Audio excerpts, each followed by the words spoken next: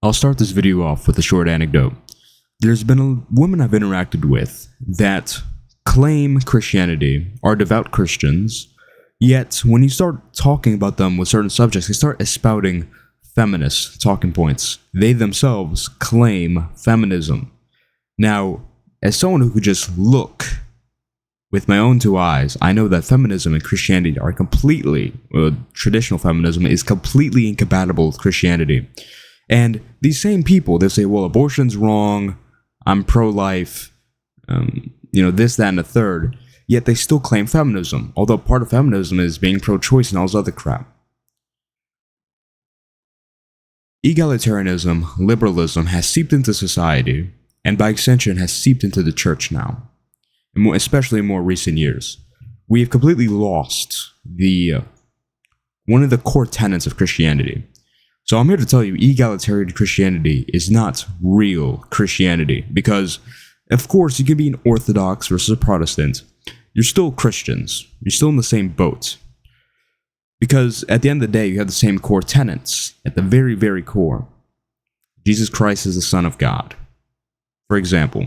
And I believe one of these core tenets is that God made man and woman, male and female, with distinct roles, strengths, weaknesses, and duties. Especially for each one. Unique. And egalitarian Christianity, liberal Christianity, attempts to take that away. Because what is being liberal, what is being egalitarian? It's all about, well, men and women can do the same thing, girl power, feminism, all this other crap. There's only one Christianity, and I saw a very good quote from someone. It was, there's only one Jesus, and that was the Jesus revealed in the Bible. You can either accept it or reject it, and I believe Christianity is the same. You can differ, and well, I'm a Catholic, I'm Orthodox, I'm Protestant, but at the end of the day, there's only one Christianity. There's only one true core there's only a set of true core tenets that apply to one Christianity. Once you break these core tenets, you're no longer a Christian. If you believe Jesus is not the Son of God, then you're not a Christian anymore.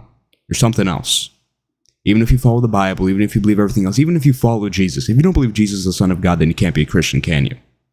I believe becoming egalitarian and following these principles is like that. You're rejecting a core tenet that makes someone a Christian. Now, egalitarianism obviously leads to the degeneration of society. I mean, as one, so I can't mention his name here because YouTube hates him, but, women's rights, quote unquote rights, because they say like, oh, well, we get to do this, we get to do that now we have more rights. So women's rights went up, society went pew, pew, pew, pew. If you know, you know. I hope some people got that reference, but but seriously, I mean, egalitarianism has led to feminism. You can see where that has led, right? Less families, less babies are being born, more women in the workforce, all this other stuff, right? Feminism is not good for society, whether you like that or not. Okay, that's just the truth. And, it's also led to abortion. Right? Now we're killing a bunch of babies. Now, where did this abortion cut this idea of like, well, it's my right. This is also feminism. It's my right to kill my baby in the womb. If I can't kill my baby in the womb, then my rights are being infringed. And you literally see people talking about this. Even Christian people.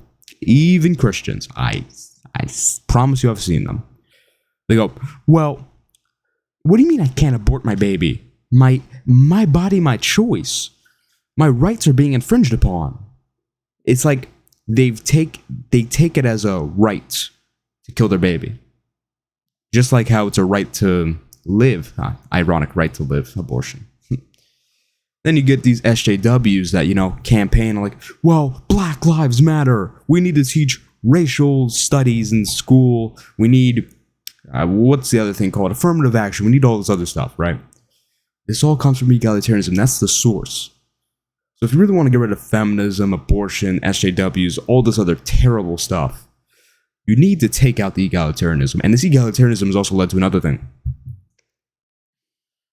It has completely diminished the role of women that was once important. Because think about it. If I say, well, someone needs to wash the dishes, that seems derogatory. That seems mean to women.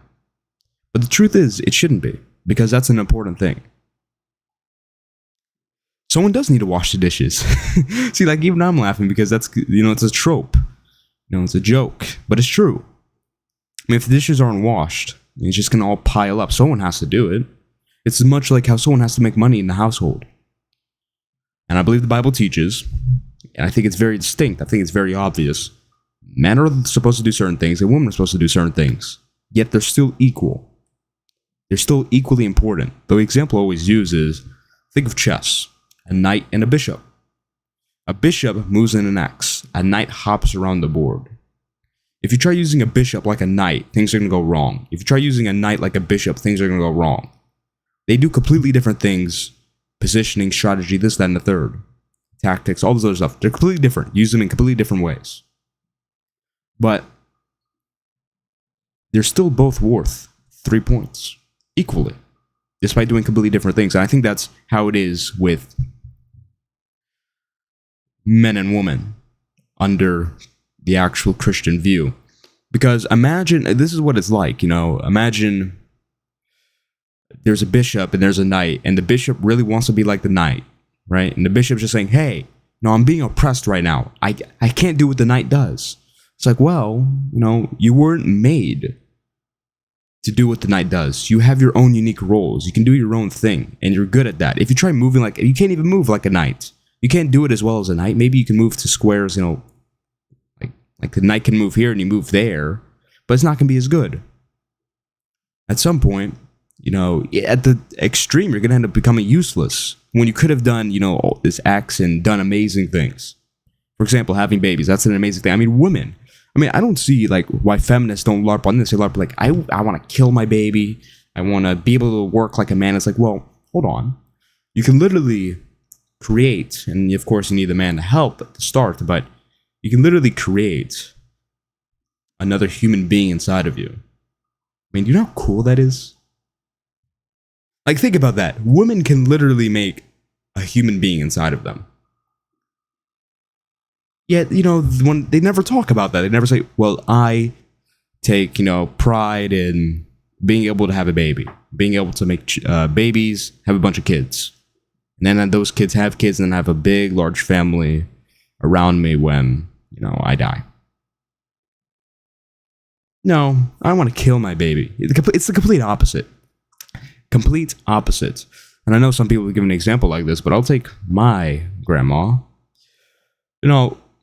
When we gather up with her, everyone just looks at it like, wow, all of these people, including myself, came from this woman. Without her, none of us would be here. That's how we look at it. No one thinks, oh, well, she was, she destroyed the patriarchy. She had girl power, she did this. She worked this job. She got this degree. She went to college. I don't even know anything about her job or schooling. She kind of resells stuff, but did she have some crazy job? Did she get a degree? Did she do any of this stuff? I don't know. I don't care. Because what's important is that we all came from her, and that's a truly beautiful thing. That's all that matters. Yet feminists, egalitarians will tell you, no. What's really important is women be able to get in the workforce. And that inherently destroys the family because these kids, okay, this is how it works. This is how they destroy society right here. Okay, they go after the kids. And the way they go after the kids is by telling the woman, hey, you're going to go work a job and your man's going to work a job. You're both going to work a job. No one's going to stay home with the kids. So guess where he has to go? He has to stay in school longer, which the government controls the school. So we can tell him whatever we want. We can indoctrinate him with whatever we want. We can turn him into a little zombie if we want. We can do literally anything and you would never know about it. Or if he does come home and no one's home, guess where he has to go? Daycare. Replacement for mom. Now, I'm not trying to demonize daycares. I'm sure there's a lot of good daycares, but at the end of the day, you can't replace a mother. I don't think anyone could deny. I feel like a lot of daycare workers would actually agree with them. You can't replace a mother. And that's effectively, if you're sending your kid to daycare all the time, you're replacing a mother. Robbing this kid of true motherly love. And that can only lead to terrible things. But at the end of the day, if this kid is not being supervised by his parents, is not having his parents actually instill real values in them, the government's going to instill values in them. When that happens, things go wrong. As I'm sure you can all deduce.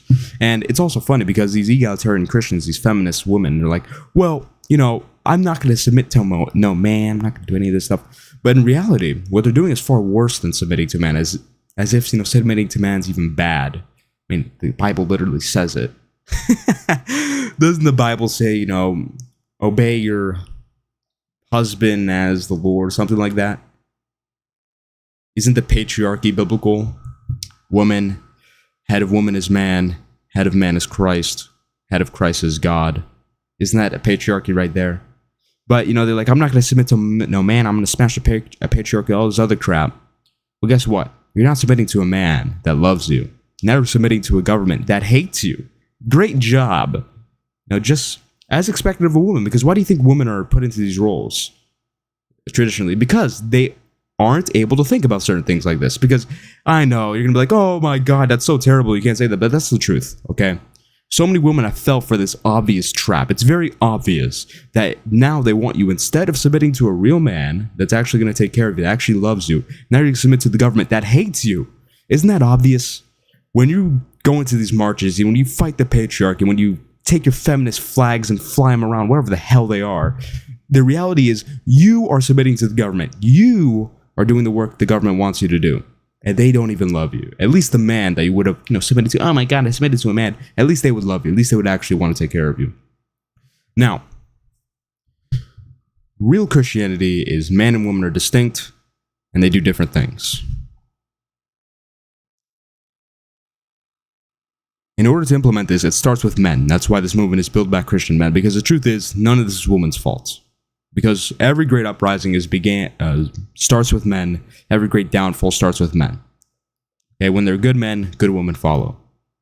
The truth is, this all started because men aren't good anymore. Now, there's a lot of different ways they go about this. I'm going to make a whole video about this. It's going to be a long video. They go after the water. They go after the video games. They go after the food. They go after everything. Okay, you're being attacked from every single angle because they know if they want to start a revolution, okay, men have to do it. So how do you quell an uprising? How do you ensure that you never suffer a revolt? Well, you go after all the men and make them all docile. Because, as I'm sure you all know, the famous study, men are more disagreeable when they have more testosterone. That's just one facet of it. It's a lot more than just testosterone, but that's just one fact. That's a factor right there. They're more docile with less testosterone. When you're docile, you're more submissive. You just want to, you don't want to say no. You're just like, okay, and you go on with it.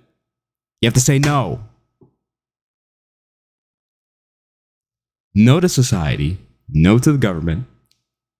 I'm going to follow the Bible and its teachings. And that's what the movement here is all about, built by Christian men. I'm not going to make a whole spiel about it here because I feel like I've already done that enough in my other videos. But, you gotta do what the Bible calls you to do. Provide, protect, traditional masculinity, emotional control, all this other stuff. And the benefits for society are immense. We're gonna save lives.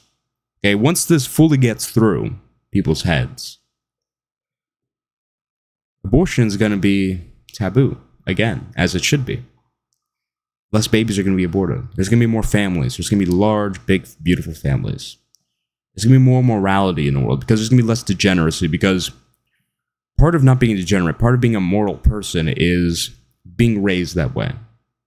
Not to say that just because you're raised bad, you can't be a moral or non-degenerate person, but it's like, when we see a woman being a whore, it's like, well, someone didn't have a good father, someone's father wasn't around. We say that. It's exactly. That proves the point right there. Less degeneracy with actual good parents in the home, teaching their kids good values. And part of convincing everyone is speaking up. Because I saw a post, I forgot who it was from. Actually, I believe it was from Candace Owens. I was on Twitter. And it was like, she was like, I'm sick of Christians being, how do I put it? Christians being told to shut up when they try talking. Like kind of like that. The only solution to that problem, and that's the real issue here, Christians don't speak up. When Christians don't speak up, they lose the mainstream. Whoever has the loudest voice is going to be heard. So right now, the loudest voice, and this is changing slowly, but the loudest voice right now is feminism. The government instituted crap, the divide and conquer crap. That's the loudest voice right now. That's the voice everyone hears. So that's the voice everyone follows. So in order to change things, Christians need to speak up. We need to be the loudest voice, and then things will start changing. And again, I think that starts with men. Truly. So, egalitarian Christianity is ruining the world. Egalitarian Christianity is not real Christianity. It's a psyop. It's a divide and conquer scheme to completely destroy the world. I encourage you to join the movement. Check out my website, link in description. Subscribe to the channel. Check out future uploads. Check out past uploads. I know everything. You'll be enlightened if you follow me.